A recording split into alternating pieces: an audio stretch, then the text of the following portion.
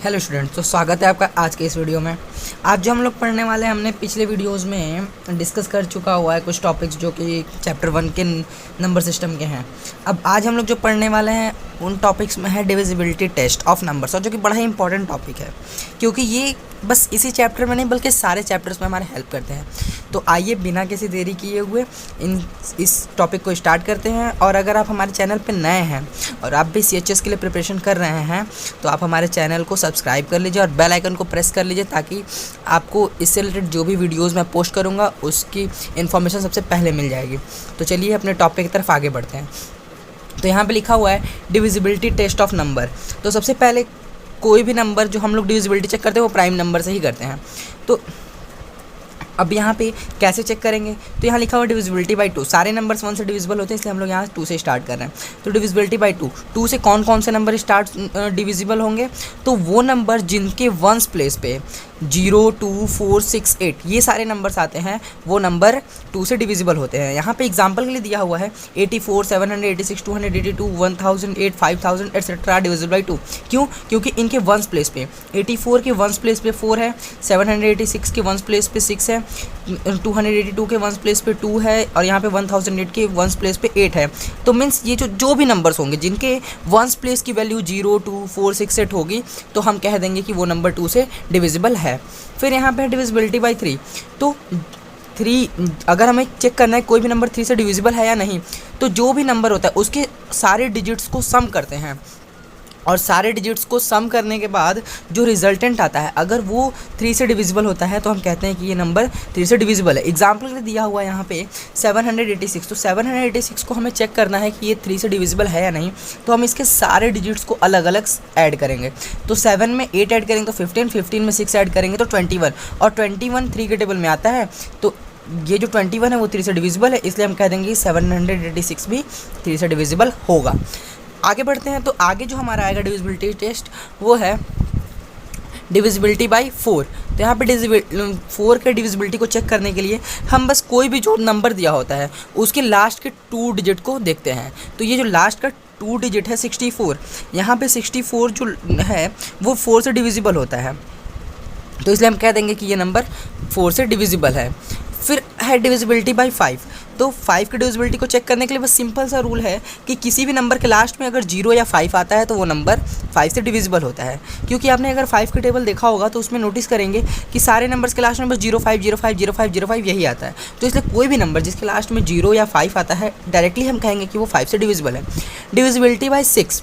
तो 6 की divisibility check करने के लिए सिंपल सा एक रूल है कि अगर कोई भी एक नंबर 2 से भी डिविजिबल हो और 3 से भी डिविजिबल हो तो वो नंबर 6 से भी डिविजिबल होगा। क्यों ऐसा होता है? क्योंकि अगर 2 से भी कोई नंबर डिविजिबल है, 3 से भी कोई नंबर डिविजिबल है, तो ये एक रूल होता है कि जो नंबर एक किसी दूसरे 2 प्राइम नंबर से डिविजिबल है, मीन्स कोई एक नंबर 5 से भी डिविजिबल है और 3 से भी डिविजिबल है, तो वो ऑब्वियस सी बात है कि वो नंबर 5 और 3 के मल्टीपल से भी डिविजिबल होगा। तो इसी तरीके से ये जो रूल बना हुआ है कि कोई भी नंबर 6 से डिविजिबल कब होता है इसको चेक करना होता है। जैसे एग्जांपल के लिए हम यहाँ पे एक नंबर लेते हैं, हमने ले लिया यहाँ पे 786। तो अगर हम इसको चेक करना है कि ये 6 से डिविजिबल है या नहीं, तो हम सबसे पहले चेक करेंगे कि ये 2 से डिविजिबल है या नहीं। तो क्योंकि इसका वंस प्लेस 6 है तो ये 2 से तो डिविजिबल होगा, लेकिन अब इनका सम करके अगर हम देखेंगे तो 7, 8, 15, 15 + 6 21, तो ये 21 आया। ये 3 से भी डिविजिबल है, मीन्स ये 2 से भी डिविजिबल है, 3 से भी डिविजिबल है, तो ये जो नंबर है ये 6 से भी डिविजिबल होगा। आप जब यहाँ पे 786 को 6 से डिवाइड करेंगे तो 6 1 जा 6 और ये 1 8 6 3 जा 18 और यहाँ पे 6 ये 6 नीचे चला आएगा और 6 1 जा 6। ये आप देख रहे हैं कि ये पूरा डिविजिबल हो चुका है। तो इस तरीके से कोई भी नंबर जो होगा वो 6 से डिविजिबल होगा, जब जो कि 2 और 3 से भी डिविजिबल होगा उसी नंबर को हम कहेंगे कि ये 6 से भी डिविजिबल है। यहाँ पे एग्जांपल दिया हुआ है, तो एग्जांपल में वही है कि यहाँ पे लिया हुआ 8202 को, तो हम पहले चेक करेंगे कि 2 से डिविजिबल है या नहीं है। तो यहाँ पे लास्ट में 2 है तो हम कह देंगे डिविजिबल है 2 से। अब 3 से अगर हमें चेक करना है तो हम इन सब का सम करेंगे, तो 8 to 10, 10 to 12, 12 को अगर हम 3 से डिवाइड करें तो 4 आता है, मीन्स ये डिविजिबल है। तो ये 2 और 3 दोनों से डिविजिबल, इसलिए हम कह सकते हैं कि ये 6 से भी डिविजिबल होगा। आगे है डिविजिबिलिटी बाई 7। तो 7 की डिविजिबिलिटी रूल को चेक करने का सिंपल तरीका बस इतना ही है कि अगर हमें कोई भी नंबर चेक करना है कि वो 7 से डिविजिबल है या नहीं, तो एग्जांपल यहाँ पे दिया हुआ है 2492। तो इसको हमें चेक करना है कि ये 7 से डिविजिबल है या नहीं है।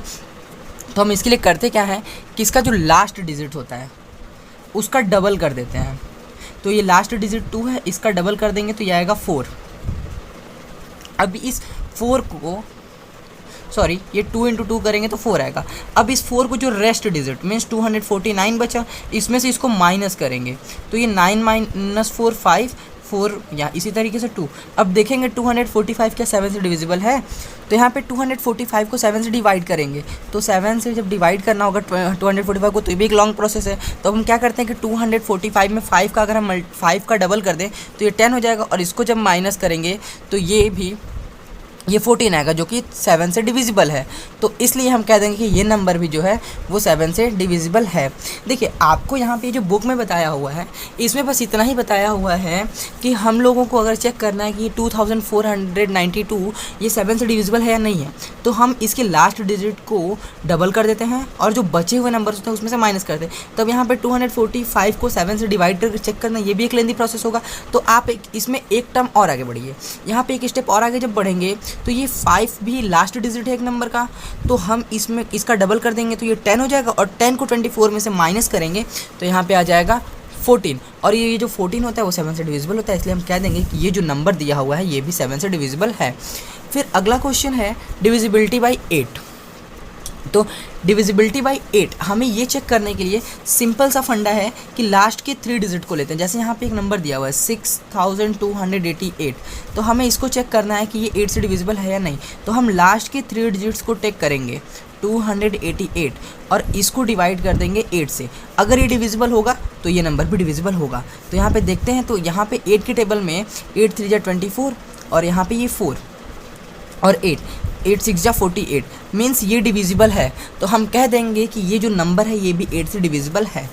फिर है अगला क्वेश्चन डिविजिबिलिटी बाई 9। तो हमें 9 से डिविजिबिलिटी जब चेक करना होता है तो हम क्या करते हैं, ये 3 की तरह ही कुछ होता है कि अगर कोई भी एक नंबर जैसे 729 है, हमें चेक करना है कि ये 9 से डिविजिबल है या नहीं है।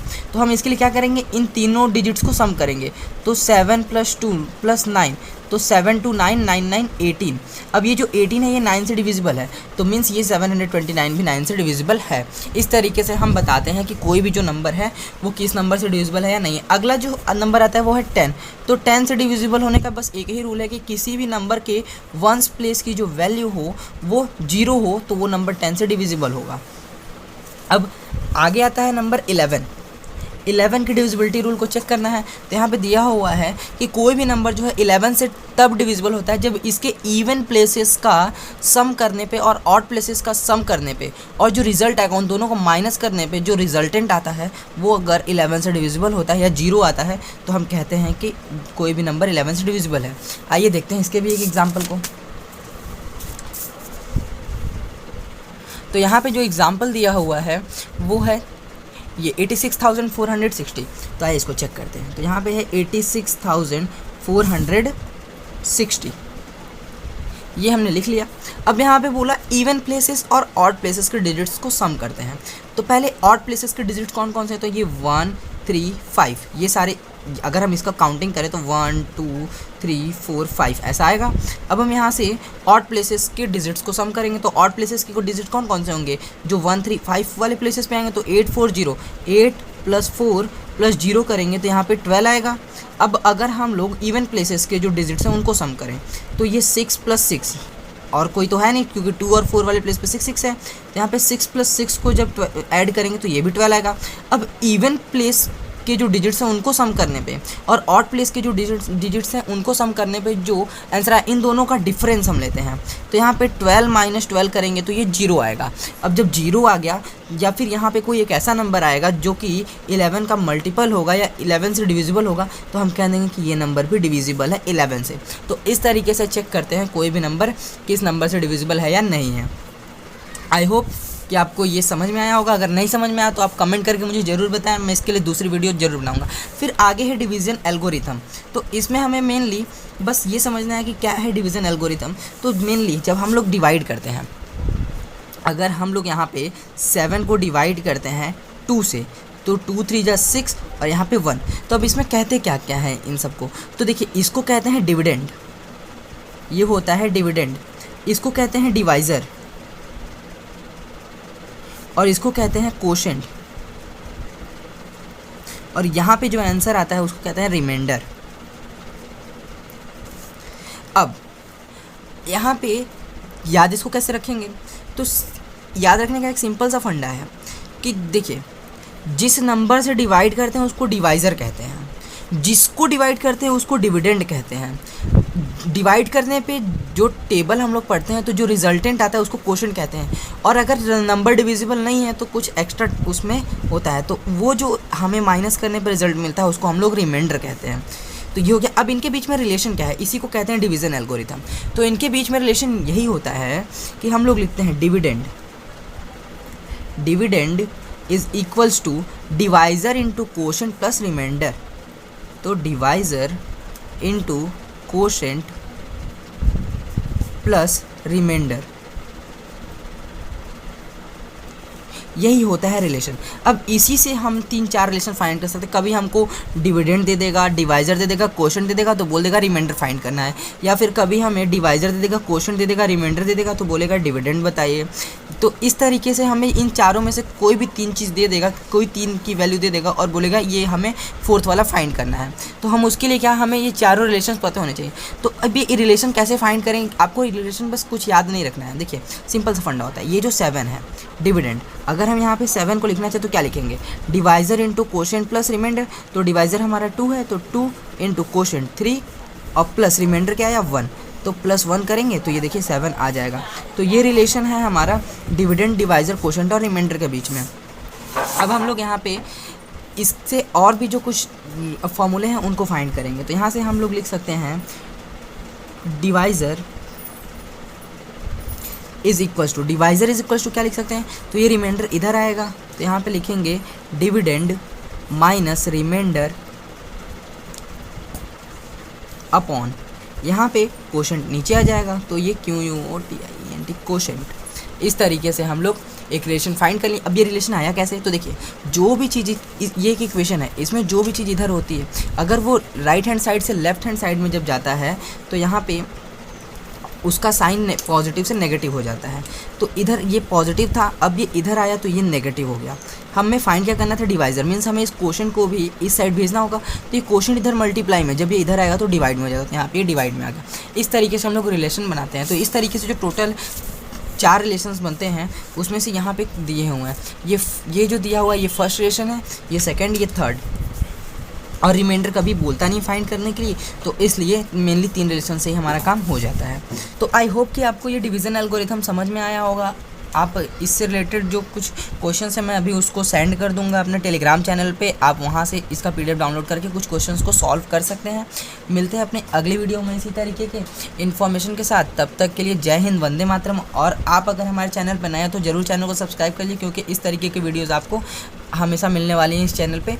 तो चलिए मिलते हैं अपनी अगली वीडियो में कुछ इसके क्वेश्चंस के साथ, जो कि एक्सरसाइज के क्वेश्चंस होंगे, उनको सॉल्व करेंगे और फिर आगे चैप्टर को कंटिन्यू करेंगे। तब तक के लिए बाय बाय।